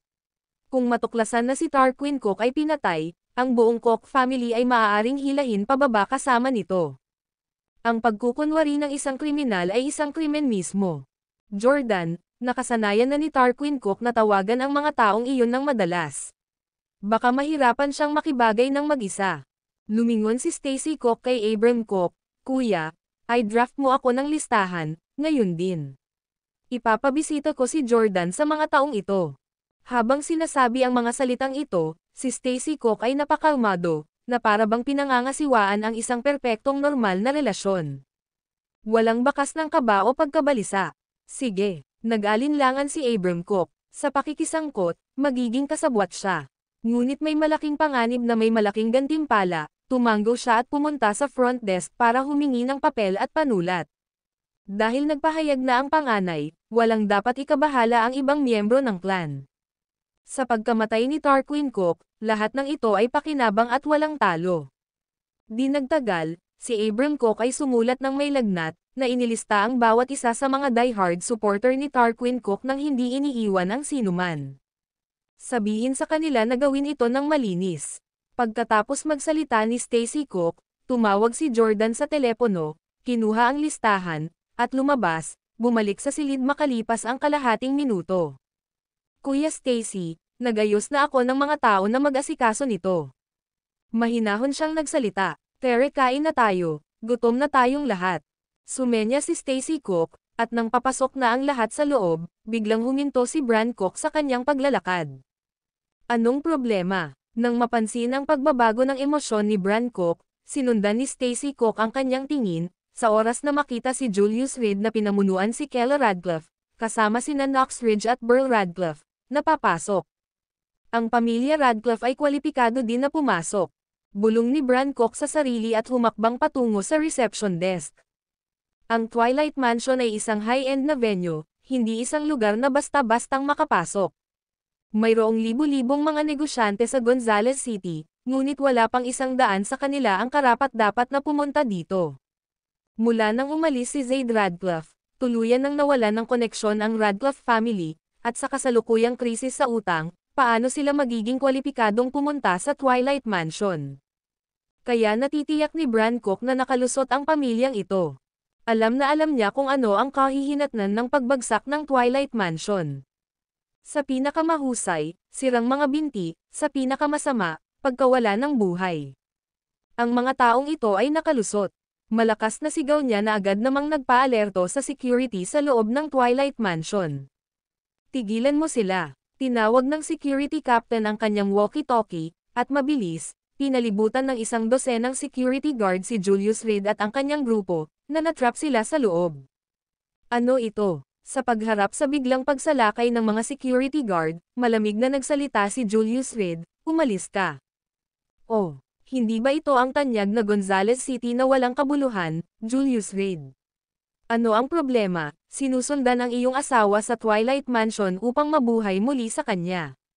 Paano palampasin ni Brancock ang ganitong pagkakataon?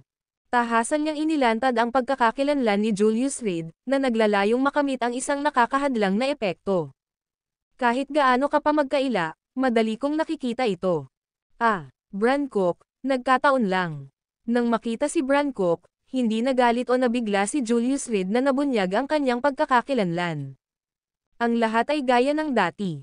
Nagkataon lang. Isang malamig na tawa ang pinakawalan ni Brancock, talagang nababahala ka. Alam na alam mo kung ano ang nangyayari sa mga taong pumupuslit sa Twilight Mansion. Kumbinsido na siya ngayon na talagang nakalusot si Julius Reed. Maya-maya lang, lumapit ang security captain, tinitigan ang grupo ng malamig na tingin. Kailangan ko ng paliwanag. Tumingin si Julius Reed sa kapitan ng seguridad, nang walang utos niya, walang silbi ang mga sigaw ni Brancock kahit gaano pa kalakas. Para gumamit ng kutsilyo para pumatay, una, kailangan mo ng kutsilyo. At tiyak na hindi inosente ang kutsilyong iyon. Sinabi ni Young Master Cook na pumasok ka, at may karapatan akong tiyakin ang kaligtasan ng ating mga bisita dito.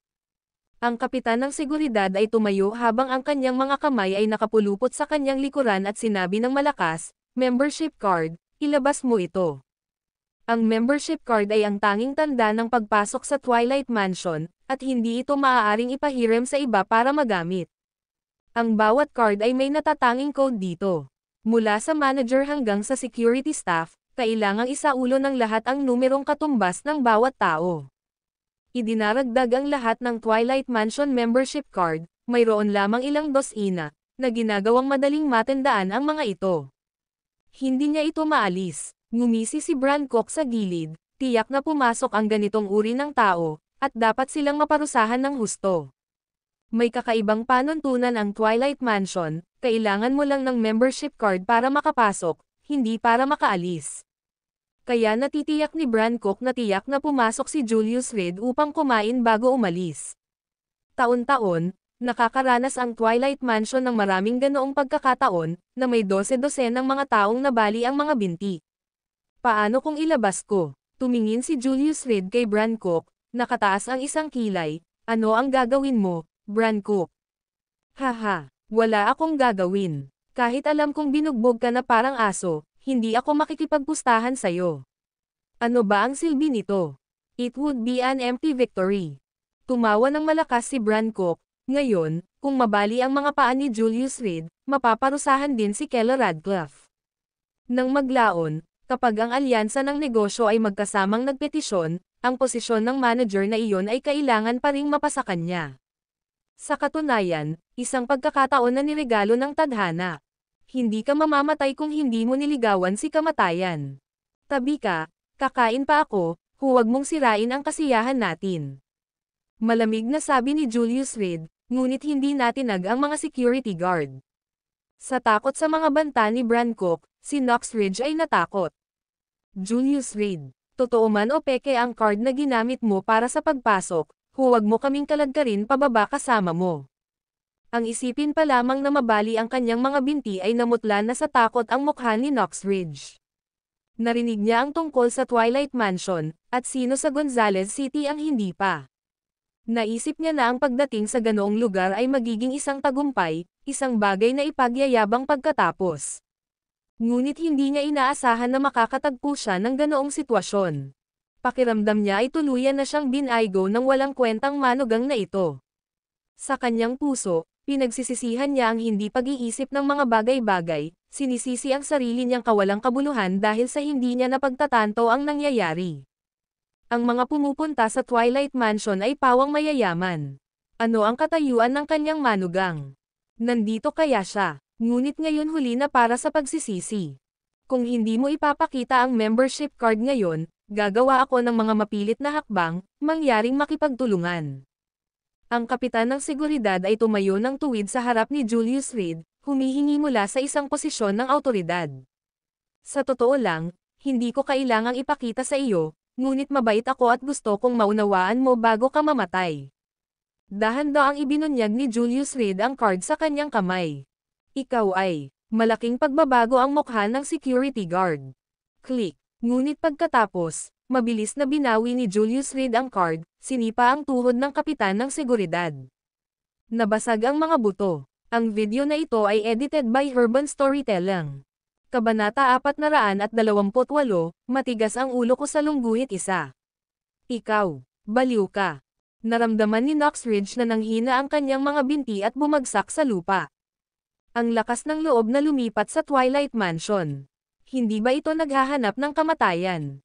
Alam ng lahat sa Gonzales City, maging ang mga bata, kung sino ang amo ng Twilight Mansion. Iyon ang pinakamayamang tao sa Gonzales City, si Ovidio Cook. Bukod kay Aaron Jackson, sino ang maglalakas loob na hindi bigyan ng mukha si Ovidio Cook? Ngunit ang kanyang inutil na manugang ay biglang naging matapang at nabali ang binti ng kapitan ng seguridad. Alam niyang tapos na siya. Si Burl Radcliffe ay nakatayo rin doon, nanginginig na hindi mapigilan, na may mga cramp sa kanyang mga binti. Karapat-dapat bang ipagsapalaran ang kanilang buhay para lamang sa isang pagkain? Ang pinakamasayang tao ay walang alinlangan na si Bran Cook, alam na ang pananakit sa isang security guard ay katumbas ng pagsampal sa mukha ni Ovidio Cook. Ang pagkabali ng kanyang mga binti ay maaaring ituring na isang maawang resulta. Mukhang mawawala na ang taong ito. Hulihin mo siya dali. Huwag mo siyang hayaang makatakas. Malakas na sigaw ni Bran Cook. Kung talagang nakatakas si Julius Reed, hindi niya masasaksihan ang pagiging baldado niya ng sariling mga mata. Tara na, kain na tayo. Hinawakan ni Julius Reed ang kamay ng natatakot pa ring Kela Radcliffe at naglakad patungo sa loob. Hulihin mo siya. Nagkatinginan ang mga security guard at sumugod. Lahat, kayong lahat, bumalik kayo. Napasigaw ang security captain sa sakit. Halos ibigay na niya ang lahat ng lakas niya para pigilan ang mga security guard na gustong kumilos. Kung talagang sinasaktan nila ang bisitang ito ngayon, lagot sila. 1-5 membership card number. Ang lubos na paggalang. Maging si Ovidio Cook ay hindi nang ahas na gamitin ang card na ito mismo. Kuya, anong sinasabi mo? Huminto ang mga security guard sa kanilang landas, puno ng kalituhan, at nagtanong.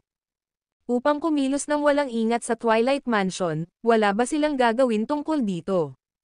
At ang kabilang partido ang nagpasimula ng pag-atake. Bumalik ang lahat, humingi ng tawad sa ginoong ito.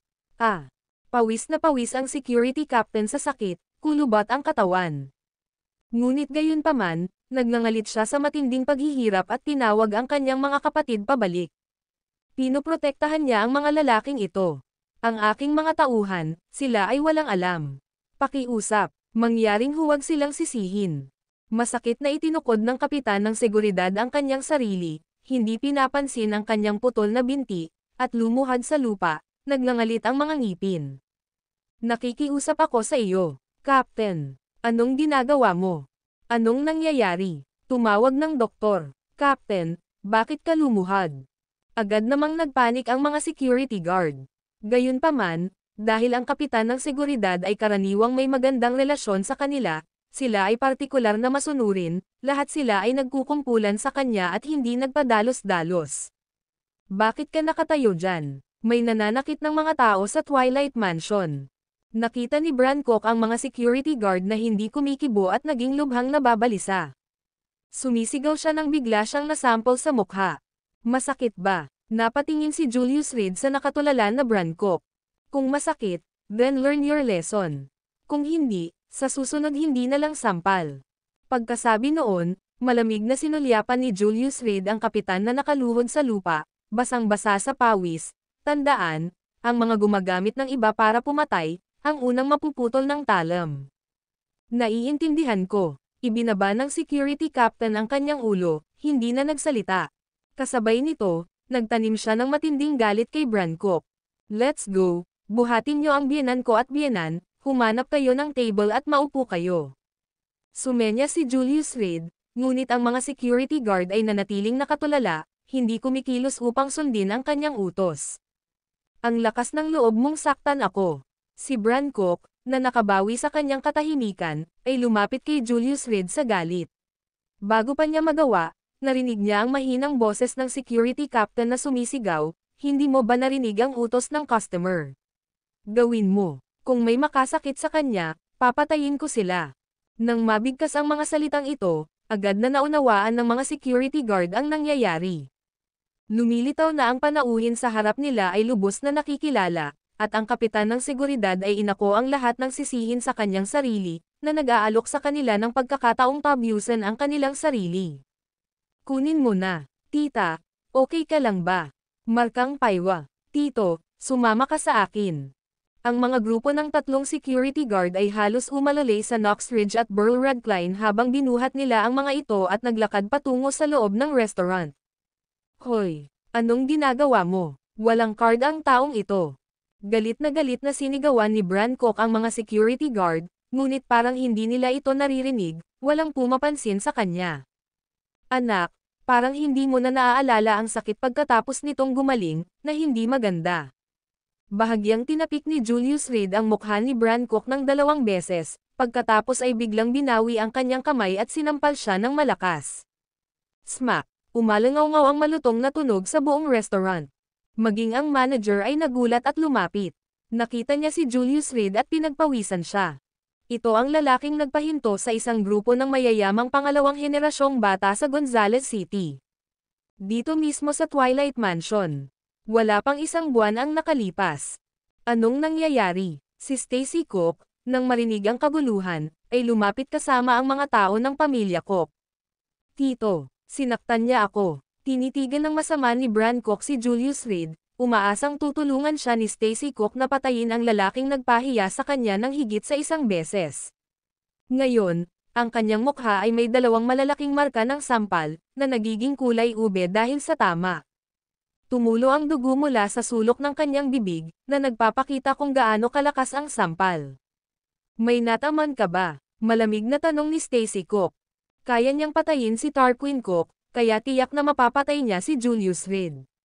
Naisip lang ni Stacy Cook na ang gayong menor de edad na karakter ay hindi katumbas ng kanyang sariling aksyon. At ngayon, ayaw niyang mamatay kaagad si Julius Reed. Minsan, ang pananatiling buhay ang tunay na pagpapahirap. "Sinaktan ko nga siya. Hindi mo ba nakita?" Smack! Sa bilis ng kidlat, muling sinampal ni Julius Reed ang mukha ni Brancock. Si Brancock, nahuli, sumuray-suray at bumagsak sa lupa ng may kabog. "Ngayon nakikita mo na." Inabot ni Julius Reed ang kanyang kamay at sinabi sa waiter, "Wet wipes." Hindi na nagtagal ang waiter at nagmamadaling tumakbo para kunin ang wet wipes. "Dumi ang kamay ko." Pinunasan ni Julius Reed ang kanyang kamay at itinapon ang basang panasan sa mukha ni Brancock. "Ngayon, ano ang gusto mong gawin?" Sa sandaling lumitaw si Stacy Cook, naramdaman ni Julius Reed na iba siya. Ngayong naghahanda na si Jordan na gumawa ng hakbang, ipinaalam kay Julius Reed na si Brancock ay may mabigat na backup na darating. Ngunit iyon ay walang silbi. "Ako ay walang talo, gawin mo ang gusto mo." Ang mukha ba ng mga tao ng pamilya Cook ay isang bagay na maaari mong tamaan. Malamig na sabi ni Stacy Cook. Dati ay ayaw niyang patayin si Julius Reed, pero ngayon ay may udyok na talaga siyang pumatay. Bumalik siya upang itulak ang pamilya Cook sa numero 1 posisyon sa Gonzales City. Ngunit ngayon, ang pinakanamumukod tanging kabataan ng pamilya ay sinampal sa mukha. Kung kumalat ang balita, anong dignidad ang natitira sa pamilyang Cook? Kung hindi niya pinaganya si Julius Reed, magsisilbi itong babala sa mga taga Gonzales City na ang sinumang maglakas loob na sumalungat sa pamilyang Cook ay nasa daan patungo sa kamatayan. "Kakatapos ko lang pumutok, nakita mo na." Nagkibit balikat si Julius Reed at tumawa, "O dapat ba kitang batukan? Sabihin mo ulit yan." Agad namang humakbang si Jordan. Ang kanyang paglitaw ay napuno ang restaurant ng isang biglaang hangin ng pagpatay na layunin. Nang makitang malapit nang maging masama ang mga bagay, ang manager ng Twilight Mansion ay pumagitna sa 2 lalaki at sinabi sa malamig na boses, "Mga Ginoo, ito ang Twilight Mansion. Kung kailangan mong makipag-away, mangyaring huwag gawin ito dito. Kung hindi mo kami iginagalang, Ikaw ang magdadala ng kahihinatnan. Kailangan niyang humakbang pasulong ngayon. At malinaw ang kanyang bias. May tinapos na si Julius Reed na matamaan at saka lang pumasok ang manager para itigil ang laban, na isang pagsisikap na tumulong. Matapos marinig ito, pinag-isipan ni Stacy Cook ang kanyang mga pagpipilian at, ayaw pa rin itong bitawan, sinabing, "Tara, kain muna tayo." Hindi magiging kapaki-pakinabang ang pakikipag-away kaagad kay Ovidio Cook. "Anak, balang araw, dudurugin ko ang ulo mo." Mariing sabi ni Jordan habang papaalis. "Matigas ang ulo ko, ingat ka sa kamao mo." Bahagyang tumawa si Julius Reed. Ang video na ito ay edited by Urban Storytelling. Kabanata 429, talahanayan ng pagpapareserba. Pagkatapos ng lahat ng kaguluhan, maraming oras na ang lumipas. Hindi lamang ang mga tao ng pamilyang Cook, ngunit maging si Julius Reed ay nagsisimula ng makaramdam ng gutom. Ang pagkakaroon ng buhay para sa 10,000 taon, sa teorya, dapat siyang mawalan ng pagkain. Anyway, halos walang kamatayan, ang pagkain ay hindi maaaring maging isang problema para sa kanya.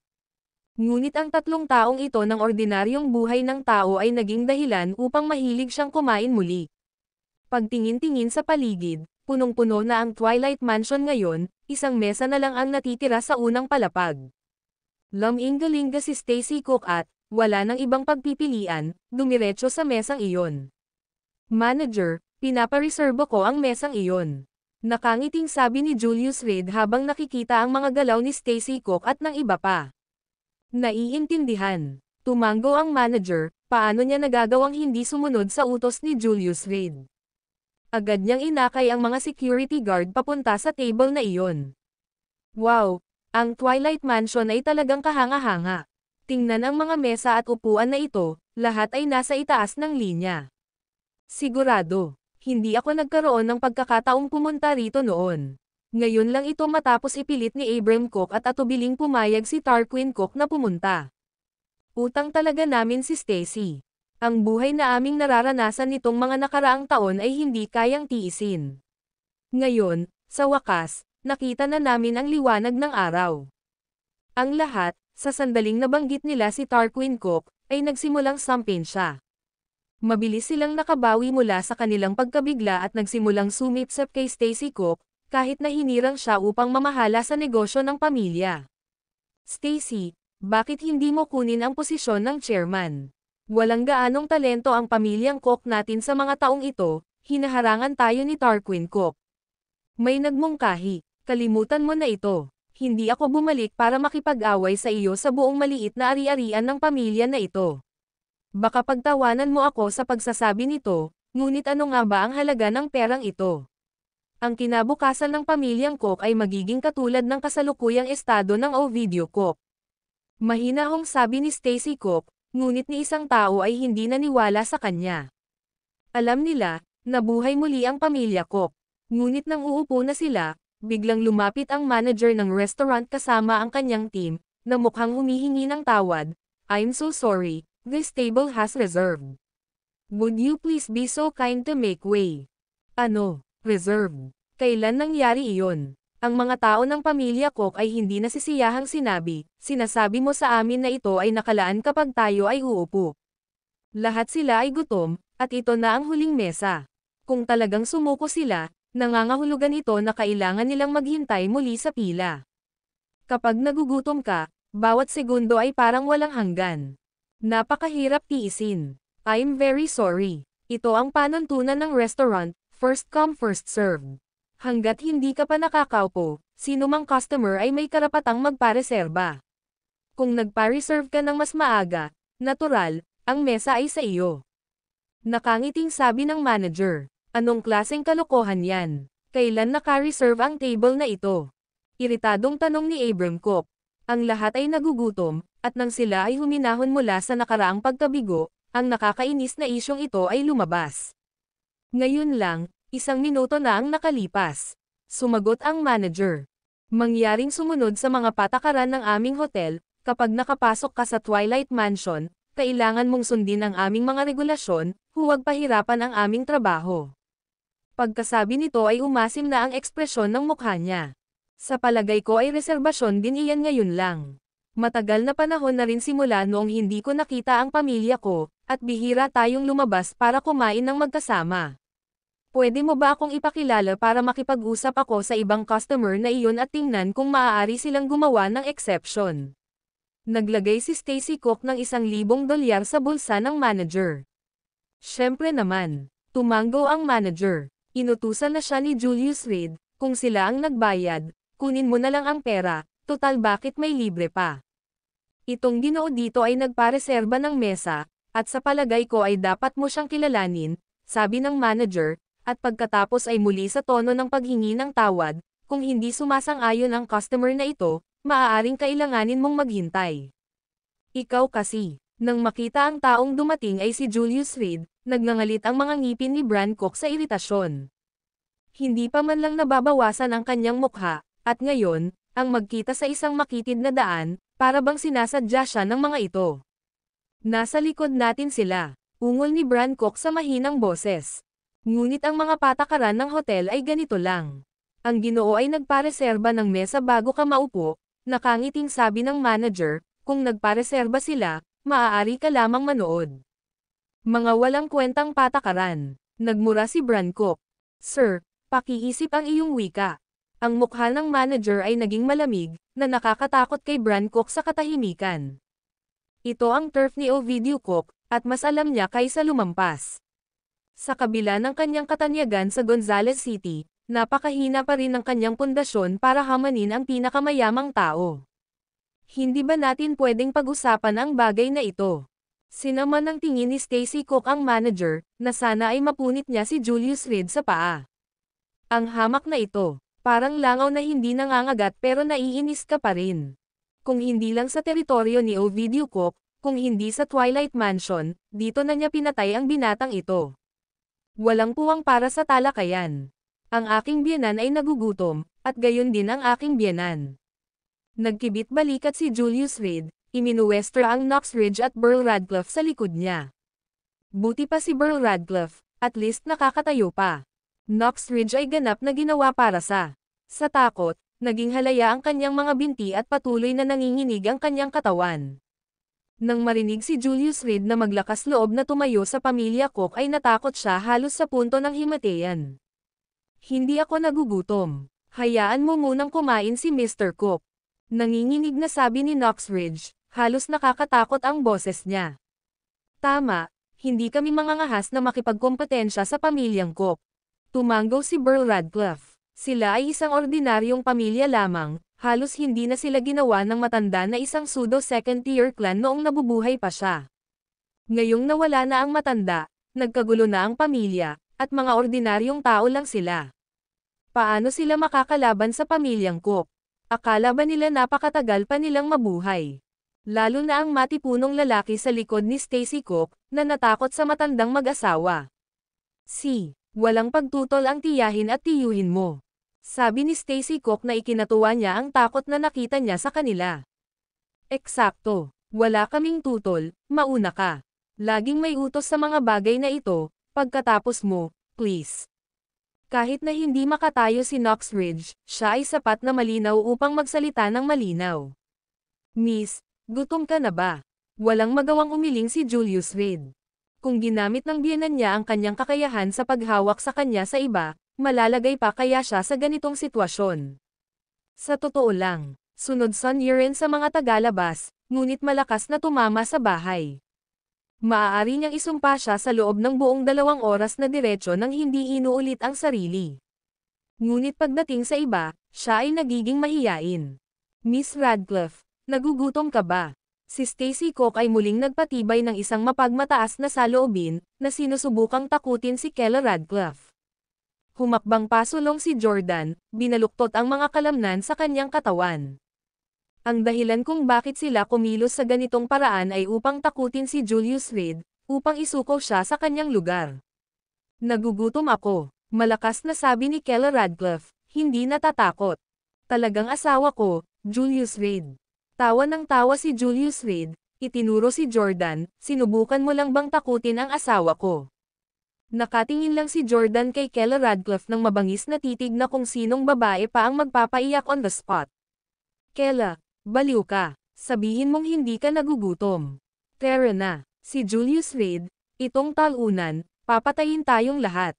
Nagmura si Knoxridge mula sa likuran, ngunit hindi niya napansin ang aura sa paligid ni Julius Reed na nagsisimula ng tumaas. Walang sino man ang maaaring maging magaspang sa kanyang asawa, kahit nasa isang sulyap. Ang video na ito ay edited by Urban Storytelling. Kabanata 430. Hey hey, ngumisi si Jordan, at itinuro si Julius Reed, ano ang tinitingnan mo? Huwag mong isipin na hindi ko dukitin ang iyong mga mata. Pagkasabi noon, matagumpay niyang tiningnan si Kella Radcliffe at binigyan siya ng isang mabangis na titig. Puno ito ng provocation. Ito ang Twilight Mansion, kung saan walang nang ahas na simulan ang karahasan. Kung ang isang partido ang unang mag-strike, tiyak na mapaparusahan sila ng Twilight Mansion. Hindi man sila maparusahan dito, natural lang na kumilos ang pamilya ng Koch. Imposibleng matamaan ka at wala kang magagawa, diba? Kahit na siya ang pinakamayamang tao sa Gonzales City, kailangan pa ring manig ang katwiran. Pagkatapos ng lahat, ito ay isang restaurant para sa mga mayayaman, at ang hindi bababa sa kailangan nitong tiyakin ay ang pagiging patas. Kung hindi, sino ang darating sa hinaharap? Pagsisisihan mo ito. Tumingin si Julius Reed kay Jordan, talaga, ginagarantiya ko ito. Naghihintay ako, tingnan natin kung sino ang magsisi sa huli. Tila nasiyahan si Jordan na makitang nagagalit si Julius Reed, kaya ipinagpatuloy niya ang walang pakundangan kay Kella Radcliffe at sumipol pa sa kanya. Ang kanyang tingin kay Julius Reed ay mas mapanukso. Halika, Twilight Mansion, kung saan walang makakalaban, mag-aapoy hanggang mamatay. Sa paghahanap ng pambungad na ito, nagsimula rin si Bran Koch na manginsulto kay Kella Radcliffe. Julius Reed, I heard you're so loser na hindi mo man lang ginalaw ang asawa mo sa 3 taon na kasal mo. Hindi ka takataka kung may ibang taong nagsuot ng berdeng sombrero sa iyo ngayon. Inatake ni Bran Koch ang mga masasamang salita, na may isang layunin lamang. Iyon ay para galitin si Julius Reed. Kayong dalawa, ngayong araw ay pareho kayong magbabayad. Biglang ngumiti si Julius Reed, mukhang hindi galit. Ang mga ganitong tao ba ay nagkakahalaga ng pagyuko sa kanilang antas? Impotent rage lang iyon. Bubugbugin kita hanggang mamatay sa isang suntok lang. Naikuyong ni Jordan ang kanyang kamao, nakatingin kay Julius Reed na may masamang tingin. Kung nasa labas sila, matagal na niyang binasag ang ulo ni Julius Reed ng isang suntok. Bakit mo kailangang mag-abala sa lahat ng problemang ito? Kung gayon, bibigyan kita ng pagkakataong iyon. Iminuwestra ni Julius Reed ang kanyang kamay, alisin mo. Agad na sinimulan ng manager ng restaurant ang mga staff palayo. Nang makitang umatras ang lahat, nagulat ang mga tao ng pamilya Koch. Ano ang nangyayari? Basag. Bago pa sila makapag-react, naghagis ng suntok si Julius Reed, diretsyong tumama sa kamao ni Jordan. Si Jordan, na kanina pa nagdadabog, ay hindi nakahanda at nabali ang 5 daliri niya sa impact. Maging ang mga buto sa kanyang braso ay nabasag dahil sa malakas na banggaan. Mariin na huminga si Jordan, nakaramdam ng matinding sakit sa kanyang ulo, na nagpapadala ng adrenaline sa kanya. Ito, basag. Bago pa makapag-react si Jordan, hinawakan ni Julius Reed ang kabilang pulso niya at pinitik iyon. Mabilis at malinis ang serye ng mga galaw. Bago pa makapag-react ang mga tao ng pamilya Koch, wasak na ang mga kamay ni Jordan. Lumuhad ka, at humingi ng tawad sa aking asawa. Malamig na sabi ni Julius Reed. He was straightening his lips while casually chat with Kella Radcliffe as if nothing happened. Honey, what will we eat later? There are a few special dishes here that I find quite good. Bastos ka. Ang mga kamay ni Jordan ay ganap na may kapansanan, ngunit mayroon pa rin siyang mga binti. Bigla niyang itinaas ang kaliwang paa, sinubukang sipin si Julius Reed hanggang mamatay. Ngunit sa sandaling nakataas ang kanyang paa, si Julius Reed ay napatatak ito ng marahas pabalik. Kasabay nito, ang kanyang tuhod ay marahas na tumama sa guya ni Jordan, na nabasag ang kanyang 5 daliri at nabali ang isa pang binti ni Jordan. Sakit. Si Jordan, isang matipunong lalaki, ay napapaungol sa sakit, hindi napigilan ang tunog.